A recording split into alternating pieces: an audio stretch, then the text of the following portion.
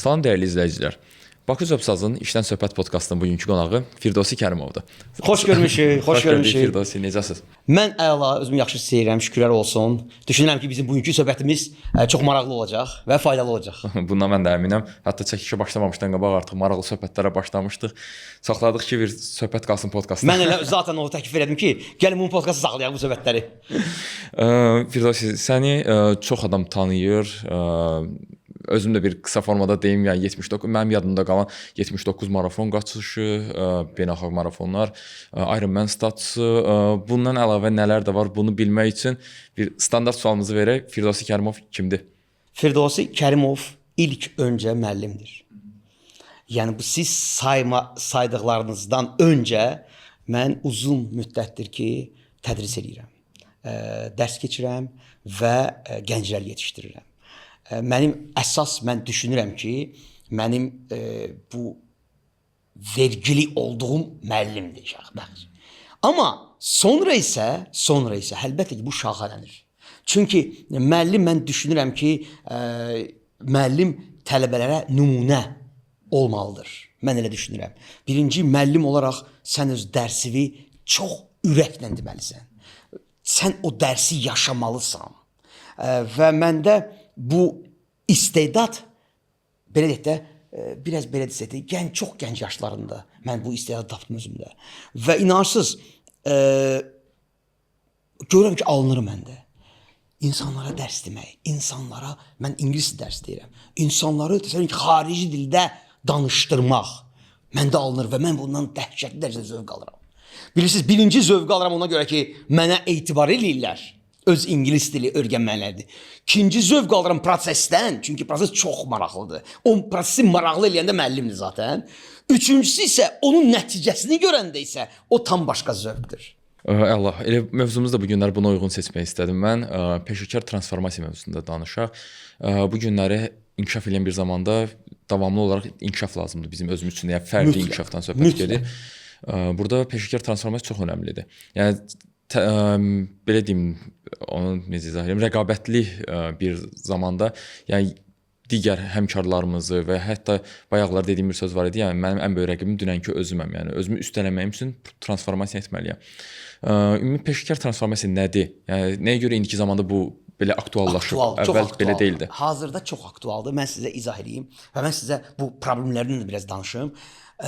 Birinci mən onu qeyd etmək istəyirəm ki, tutal mən əgər müəlliməmsə, mən çox rahat olmalı deyiləm ki, mən müəlliməm.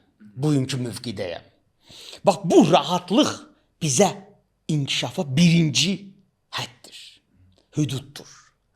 Mən əgər müəlliməmsə, mən daim özlərini çalışıram. Siz məlumat üçün sizə dedim ki, demək olar ki, il ərzində 2 ən azı müəllimlər üçün nəzərdə tutulan beynəlxalq proqram mən bitirirəm. Mütləq şəkildə. Bu mənim bir kredomdur. Və məncə bu məndən soruşdular ki, müəllimliyin sirri nədir sizin üçün ki, belə uğurlusuz, tələbələriniz belə uğurlu ballar yığırlar.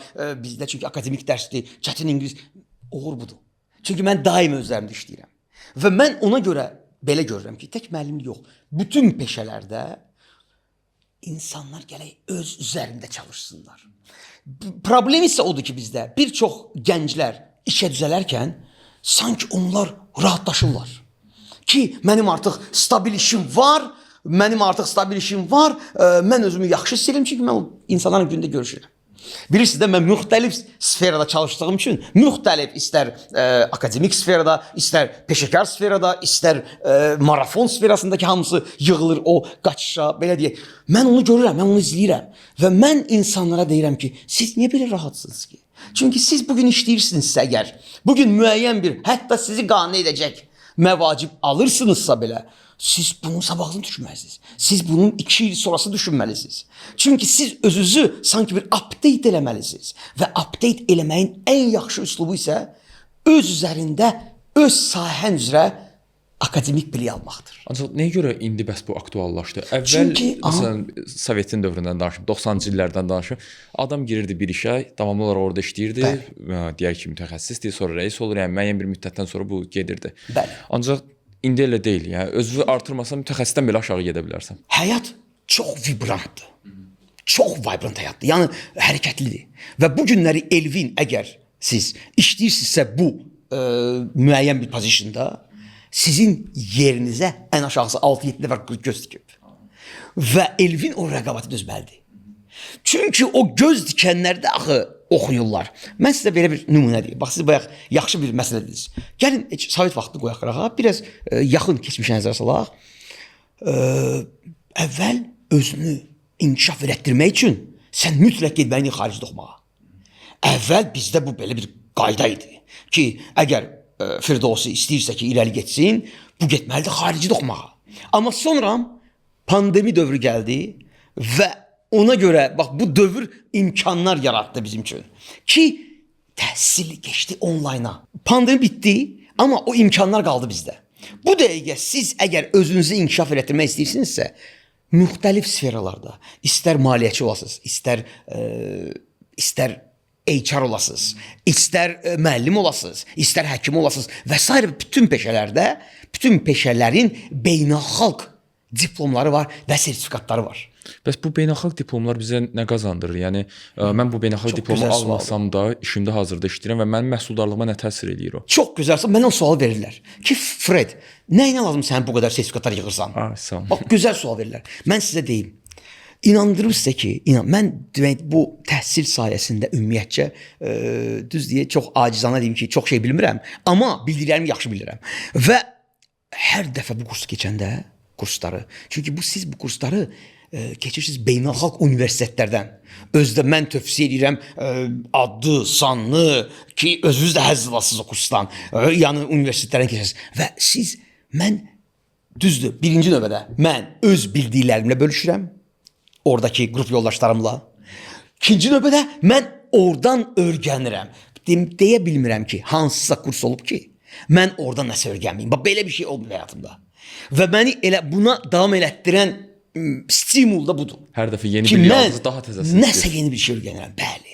Çünki belə deyək də, biz Azərbaycanda yaşayırıq, biz istəyirik Azərbaycanda, mən misal öz sektorumu istəyirəm inkişaf eləsin, mən istəyirəm mənim tələbələrim yaxşı bal yığsın, tələbələr müxtəlif olur və onların oxuyan da olur, oxumayan da olur və bütün belə yüzlərlə kiçik problemlər var ki, onlarla hamısından məşğul olmalısan. Mütləqdir. Yenə sizə deyirəm, bunu tək müəllimlər yox, bütün sektorlar şamil var. Misal üçün götürək maliyyə sektorunu. Maliyyə sektorunu götürək, mənim tələbələrim çoxdur. Maliyyə sektorunda imtahan var, beynəlxalq imtahandır ki, adı CFA. CFA imtahanıdır. Onu verməlisən. Sən bu günləri maliyyəçi işləyirsənsə, sənin CFA üzrə tanınman, beynəlxalq tanınman yoxdursa, sən işləyərsən bugün. Amma sabah işləyəcəksənmi yoxsa yox, o sual altındadır. Və sən bugündən artıq düşünməlisən sabahı və hazırlaşmalısan. Xaricdə təhsil məsələsindən gələ bilər. Xaricdə təhsil, mən məsəl üçün bir həmkarım var idi və uzun müddət işləyirdi, HR-da təcrübəsi var idi. Amma o qərara gəldi ki, xaricdə təhsilə getməlidir. Və yaxud da mən də uzun müddət işləyirəm, ancaq xaricdə təhsilim yoxdur. Nə zaman bu qərarı verə bilərəm ki, doğrudan real seçim kimi dəyərləndirim onu, xaricdə təhsilə getməliyəm? Çox gözəl sual verirsiniz. Amma bu sualı gəlin biraz sub suallara ayıraq. Çünki xaricdə təhsil var, bakalavra gedirsiniz. Var mastra. Bunlar tam başqa bir şeylərdir mənim üçün.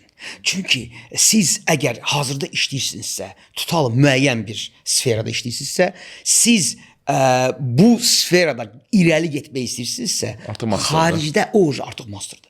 Siz artıq gedib xaricdə o masterı eləyəcəksiniz.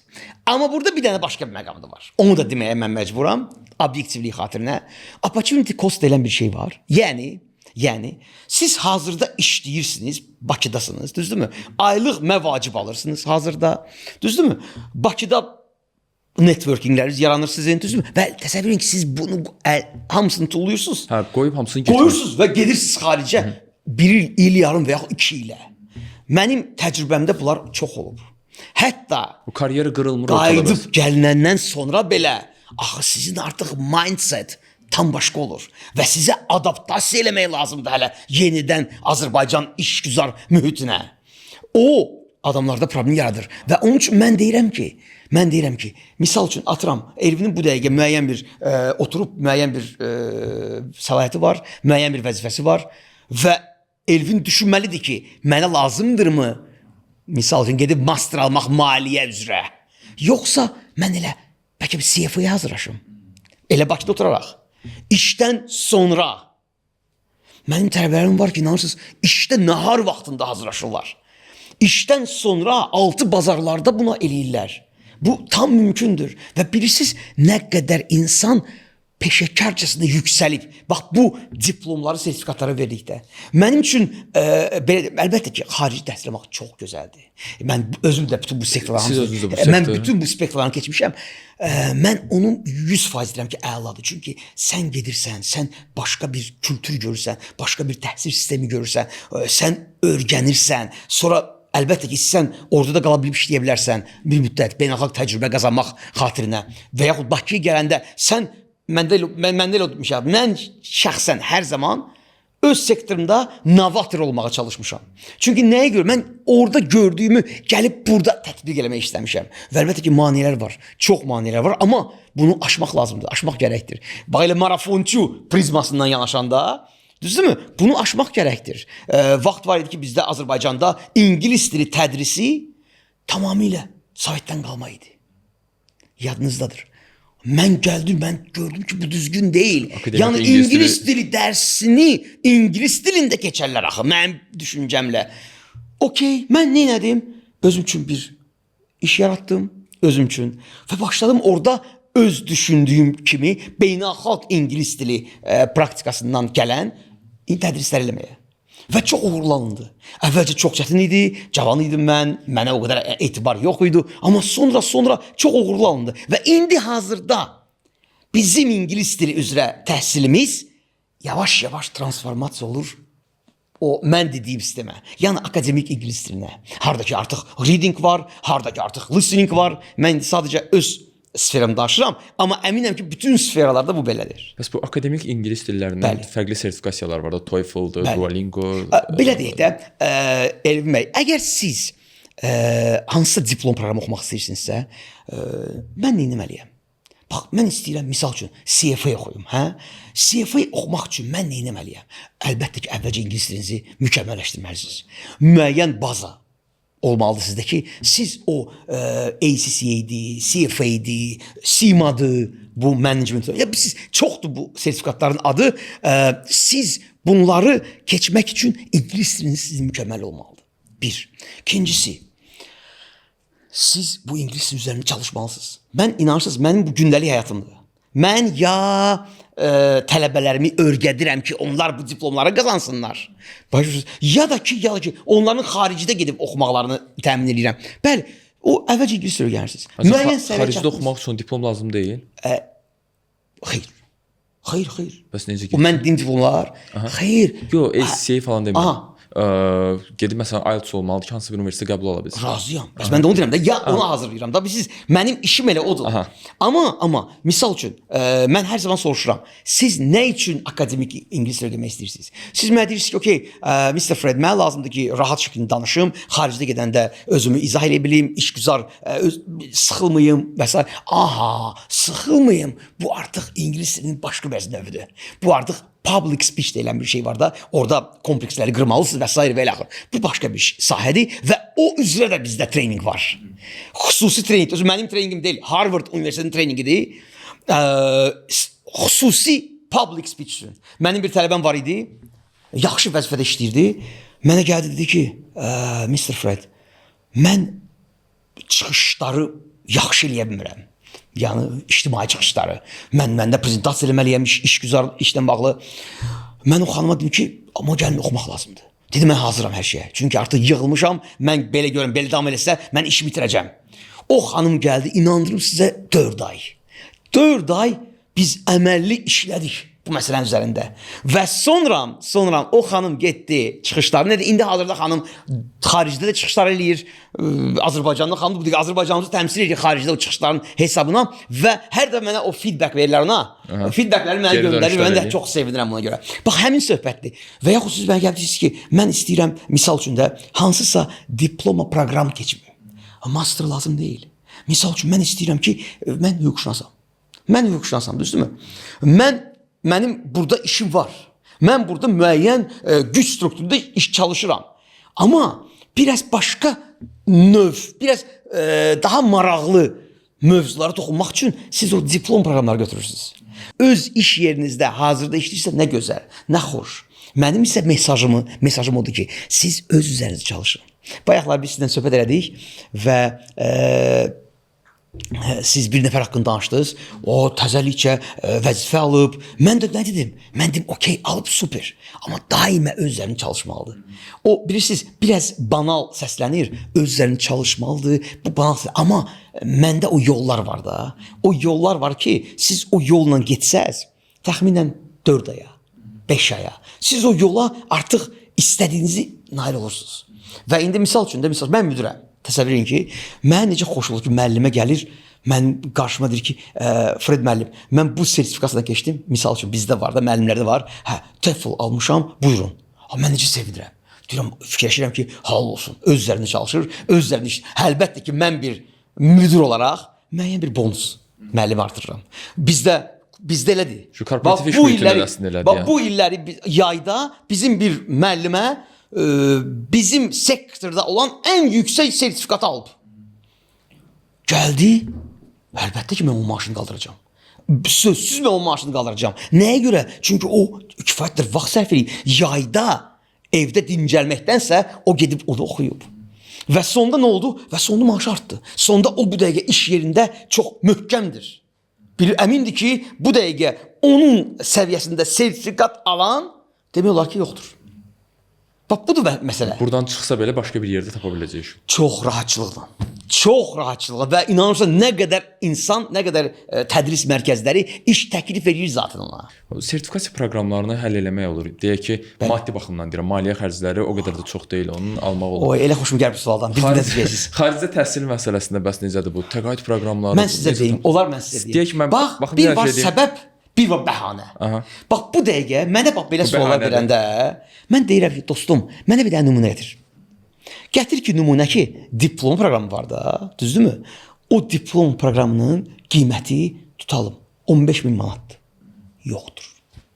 Ancaq məsələn bax mən bir dostum masterda oxuyublar. Master o başqa. UK-də getdilər oxudular. Yox, master başqa söhbətdir. Diplom proqramından. Mən sizə masterdan danışmıram. Bax, gəlin ona toxunaq.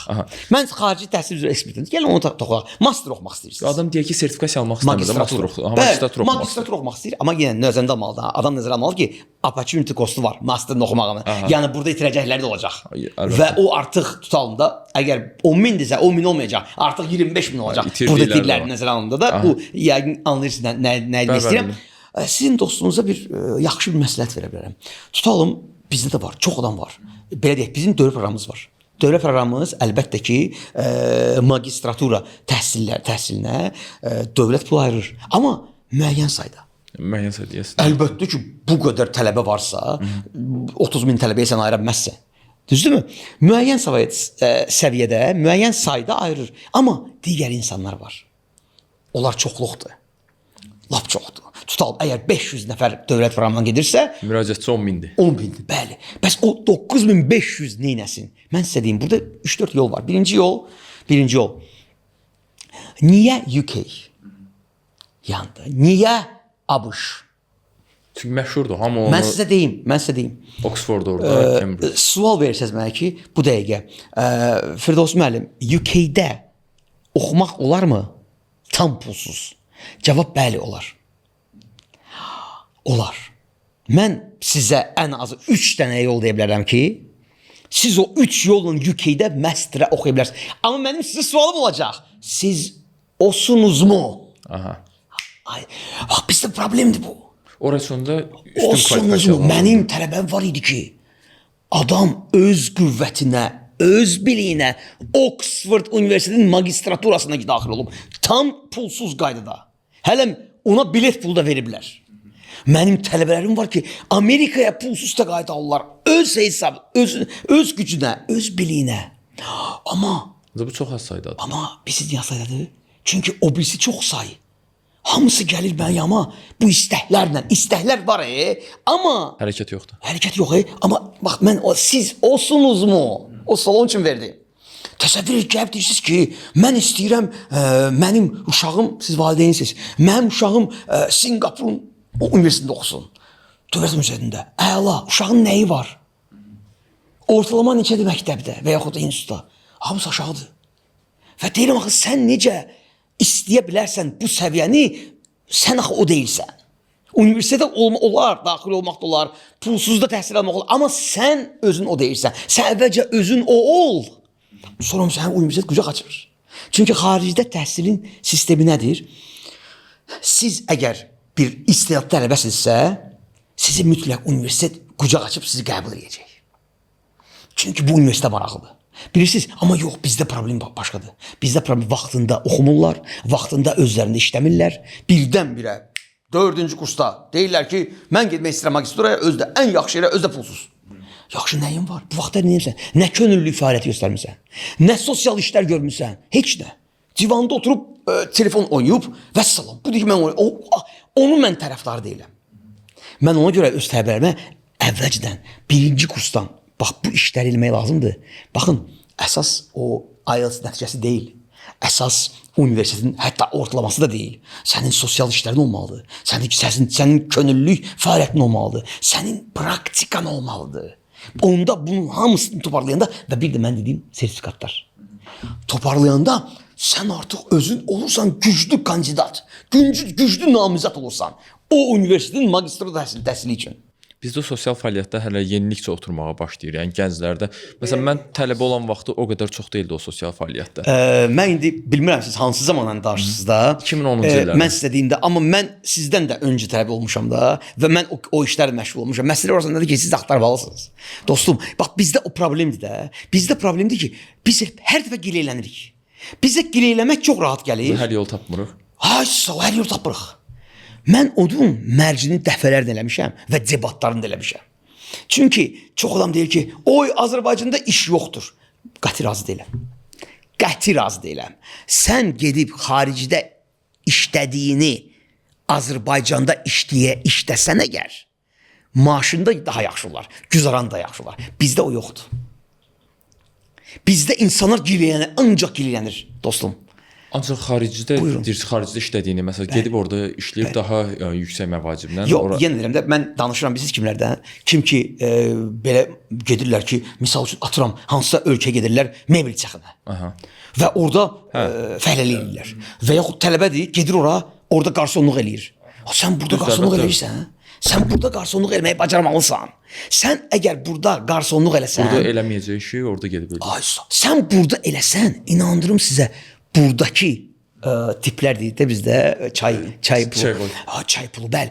O heç də az deyil. Çünki mən dəfələrlə özüm görmüşəm. Əgər kimsə mənə gözəl xidmət göstərirsə, mən ona əlbəttə ki, çay pulu qoymalıyam. O xidmət yoxdur ancaq bizdə. Mən sizə nümunə çəkirəm. Bunu bütün sektorlarda eləmək olar. Misal üçün biz də ingilis dili müəllimiyik də, misal üçün. Deyirlər ki, filan yerdə mən getsəm, mənim maaşım, razıyam. Ola bilsin maaşım biraz yüksək olsun. Bəs sən harada yaşayacaqsın? Əlbəttə, xərclər. Bəs sən qidalanmağa necə edəcəksən? Bax, bunlar var axı. Onun üçün mən hər zaman gileyləmək yox, vəziyyətdən çıxış yolu axtarmağın tərəfindəyəm. Bax, mən bütün mənim debatlarım, nümunələr, söhbətlər hamısı bunun üzərində qurulub. Ki, yəni ki, biz bu dəqiqə oturaq, belə deyək də, o bilirsiniz ki, siz özünüzü ona köklüyürsünüz. Ki, iş yoxdur, mənim işim yoxdur, mən xoşbəxt deyiləm. Bilirsiniz, əlbəttə ki, belə düşünməklə sən özünü artıq tənzimləyirsən o istiqamətə və heç eləmirsən. Və əsas odur ki, hərəkətsizlik. Və gileyləməklə hərəkət yoxdur. Amma sən gileylənən vaxtı Məmməd var, Həsən var. Hansı ki, o zaman oxuyurlar, işləyirlər, gedirlər, ayaqları daşa dəyir, ikinci qalxırlar, yenə gedirlər. Nə olar ki? Mən sizə bir maraqlı bir nümunə çəkim istəsiniz. Öz həyatımdan. Mən müəllim olmamışdan əvvəl mən yük daşıyanda olmuşam. Mən bazarda da işləmişəm. Heç vaxt bunu özümə ayıb bilməmişəm. Əksinə, mən bazarda belə deyək də kartof satmışam və mən orada öyrəndiyim təcrübəni mən heç ağlı görməmişəm. Həyat təcrübəsidir. Ancaq o çətinliklərə doğrudan sinə gəlməsəydiniz, desəydiniz ki, "Vəsə, burada elə dayandım, onu gedəməyəcəkdim." İmkanımız da evdə yaxşı idi. Mənim işləməyə ehtiyac yox idi. Mən dedim ki, mən özüm işləmək istəyirəm. Çünki nəyə görə? Bir gün gedirsən, kimsə səni aldadır. Sən onu, bu dərsdir sənin üçün. Budur bax problem. Amma gəlin soruşaq, bax bu dəqiqə neçə gənc 14 yaşından bazarda işləyir. Ay sağ ol. Bax budur problem. Bax biz deyirik ki, mən universitetə daxil olmuşamsa, ancaq universitet oxumaqla kifayətlənməyə xeyr. Siz ancaq universitet oxumaqla siravi bir həyat yaşayacaqsınız universitet bitirən sonra. Mənim isə mesajım odur ki, sən onun üstündənsə elə. Hansısa bir sertifikat programını götür oxu. Onlar Elvin bəy baha deyil. Heç baha deyil. Mənim də Atarsaq il ərzində o xərclərdən çox daha artığını başqa şeylərə xərcləyirik. Hamısının əlində telefon var, müasir telefon var. Bəs mən soruşuram, yaxşı, bu diplom proqramı, sertifikat proqramı $200. $200 buna verməyib. $2000 telefon alır. 3000, aysa $2000. $2000 telefon var amma. Deməli o deyil səbəb. O mənə bəhanə gətirirlər. Bəhanə deyirlər ki, bizim imkanımız yoxdur. Yaxşı, bəs imkanın yoxdur, niyə biraz sadə telefon gəzdirmirsən? İmkanın yoxdur, niyə biraz expenditure, niyə biraz məsrəflərini azaltmırsan? Xərclərini azaltmırsan, bəli. Niyə bizim imkanımız yoxsa, niyə yeyib-içməklərdə yanmışıq bütün günü? Bax budur, deməli imkan var. Sadəcə bəhanədir. O bəhanə isə mən onu düz saymıram. O biraz özünü ora kökülürsən və oturursan kresloda, divanda bütün günü elə oturub güdürsən ki, filan kəs yaxşı şeyə nail oldu. O əlbəttə ki, o işləyib. Mənim yanıma gəlirlər o tələbələr.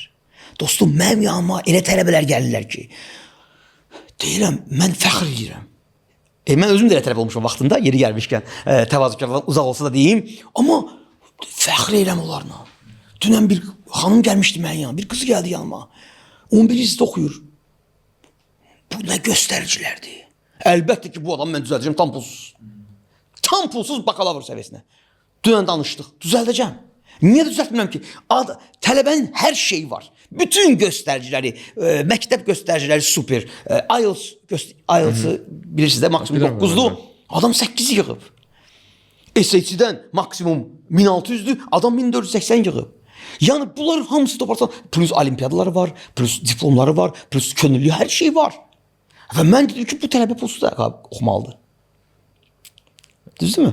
Belə bir şeylər var. Şagirdlik vaxtını boş-boş keçirdən şagirdənsə, bu öz üzərində işte olimpiyadalara gedir və yaxud da. İndi mən sizə digər bir, mən bir gün şagirdlərimlə, dünənləri şagirdlərimlə, öz şagirdlərimlə bir səmimi söhbət elədim. Və çox maraqlı bir faktlar açıqlandı dünənləri mənə. Deməli, mən gördüm ki, bizim hazırki şagirdlər belə normal yuxu yatmırlar. Çünki heç kim axşam saat 10-da gəlib yatmır. Sabah səhər dərs var abi. Bizim vaxtımızda necə idi? Biz saat 10-da artıq gəlib yatırdıq. 11-in yarısı maksimum. İndikilər 1-in yarısından birdən tez yatmırlar. Əlbəttə ki, bunlar səhər dururlar. Gümrahlıq olmayacaq. Gümrahlıq yoxdur, həyata eşq yoxdur. Düzdür, bir də sönükdülər. Rahatsız mənlə. Bütün enerjilərini sərf edirlər. Bütün enerjiləri ya oyundur, ya bilmirəm də indi o sosial şəbəkələrdir, ya nədir. Bax, mən çalışıram, bizim kursda tələbələr üçün bir növ challenge şərait yaradım. Ki, bax, budur, bax, həyat. Öyrəndiyi əslində orada təkcə dərs deyil də həmin. Yox, ümumiyyətcə, əgər bir yerə gelsənsə və oradan sırf dərs öyrənsənsə, bu artıq səhvdir. Hətta mən öz tələbələrimə deyirəm ki, siz məndən ingiliscə öyrənirsiniz, mən sizdən isə həyatı öyrənirəm. Çünki bu mütləq exchange olmalıdır, bilirsizcə. Baxın, bəs bu mənəvi hazırlıq məsələsi vardı, o disiplinə düşmək. O söz var ki, deyir, motivasiya gəldi, gedərdi, yəni bir gün qalxacaq, düşəcək. Razıyam, tam razıyam. Disiplin davamlıdır, yəni eyni nöqtəyə. Razıyam. O disiplini bəs necə yaratmaq lazımdır? Yəni bu mənəvi hazırlıq üçün, mənəvi olaraq özümüzü hazır hiss etməyimiz üçün nələr eləməliyik? Siz hansı yaş kateqoriya deyirsiniz? Deməli yaş kateqoriyası deyin çünki bu müxtəlifdir. 20-30 arası deyək. Okey, əla. Çünki ən belə enerjili vaxtımız həmin vaxtımızdır Bəli. bizim. Ancaq ən belə boş sərf elədiyimiz vaxt da həmin vaxtdır. Okey. Deməli belə bir deyim var. Deyim var ki, İngiltərə deyimidir. Tərcümə eləsək belə bir çıxır ki, yəni cavanlığımızı biz itiririk. Yəni cavanlıq siz tamamilə düzgün dediniz. Belə də ən tez öyrənmə zamanıdır. Onu biz itiririk adətən. Kütlə olaraq itiririk. Nəyə görə? Çünki 30 yaşdan sonraki nə qazanacağıqsa bu 20-30 yaş arasında məlum olur. Tamamilə doğrudur. Və ondan da başqa biz çox əyləncə axtarırıq cavanlıqda. İndi gəldik bura. Sən Elvin olaraq öz həyatını 40 yaşında necə görmək istəyirsən? Bax, mənim üçün elə başlayır hər şey. Bax, sual verim, necə görmək istəyirsən? Yenə atanın hesablaşmaq istəyirsənmi? Okey, atan, onda все, onda həyatı belə sür. Yox, sən ailə başçısı olmaq istəyirsən, sən uşaqlarına nümunəvi ata olmaq istəyirsən, sən ətrafına nümunəvi insan olmaq istəyirsənsə, sən hansısa bir sosial fəaliyyətlə məşğul olmaq istəyirsən, düzdürmü? Onda bu yaramır. Hazırki həyat tərzi sən yaramır. Və yenə deyirəm, elə bax bu günləri söhbət oldu. Dünənləri mən öz tələbəmi tənbihlədim, biraz tənqid elədim. Dedim ki, bax səndə problem nədir? Problem məsuliyyətsizlik və məsuliyyətsizlikdən hər şeyin üstünə atırsan, özündən başqa.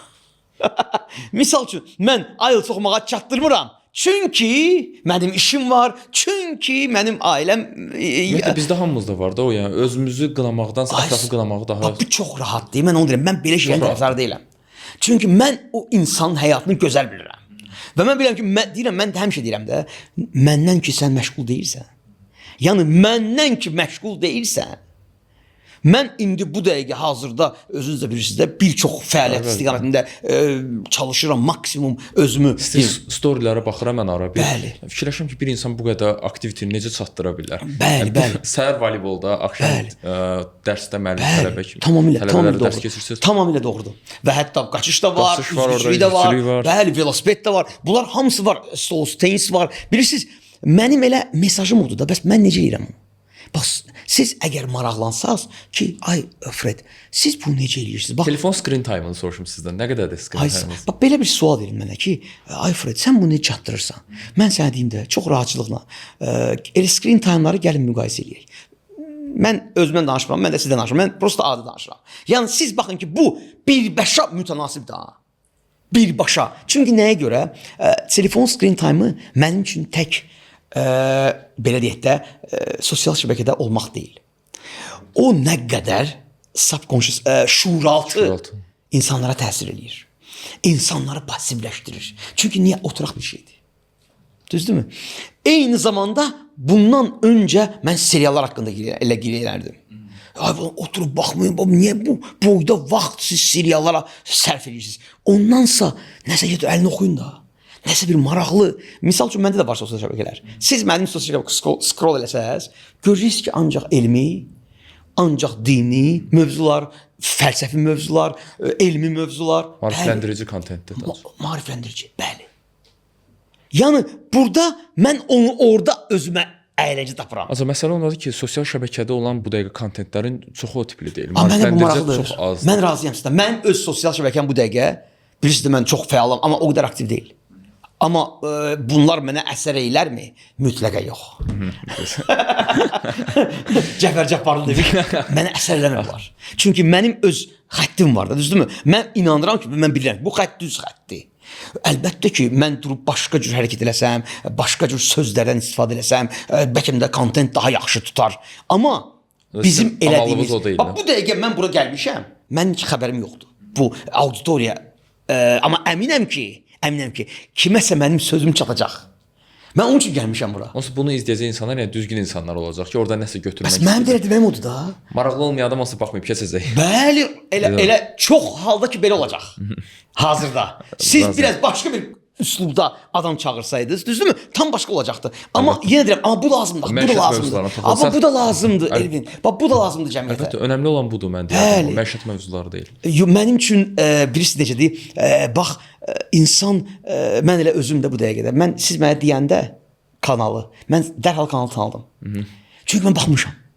Çünki mən baxıram. Məndə kontentlər elə gəlir ancaq. O tip kontentlər İzlədiyiniz mənim format qarşıma kontentlər, düşür. Bəli. Mən çalışıram özümü limitləşdirim. Mən çox baxmıram. Çox önəmli. Birdən elə bilərsiniz ki, mən çox baxıram. Mən heç hansı podkastı heç axıra kimi baxa bilməmişəm. Yəni biraz baxıram, bilirəm söhbət nədən gedir, mövzunu tuturam, vəssalam və digər kontentə keçirəm. Digər. Çünki məni amma bu lazımdır. Yəni mənə Fredə lazım deyə bu. Çünki elə bir qonaq ola bilər ki, olsun ki, təcrübəsi məndən çox olsun, biliyi məndən çox olsun və elə bir hərdən bir mən eşidirəm. Elə bir maraqlı bir nüanslar eşidirəm. Mən çox sevinirəm bax buna görə Azərbaycan üçün ki, hərdən bir elə maraqlı mövzular ortaya qoyulur. Elə fəlsəfi söhbətlər.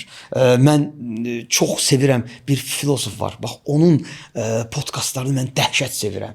O qədər gözəl danışır, o qədər aramla və düzgün formada danışır. Kimdir? Adını deyərsiniz, mən də izləyirəm. Bəli, xahiş edirəm. Səhv eləmirəmsə Müşfiq Ötkün olmalıdır. Gün, tamam.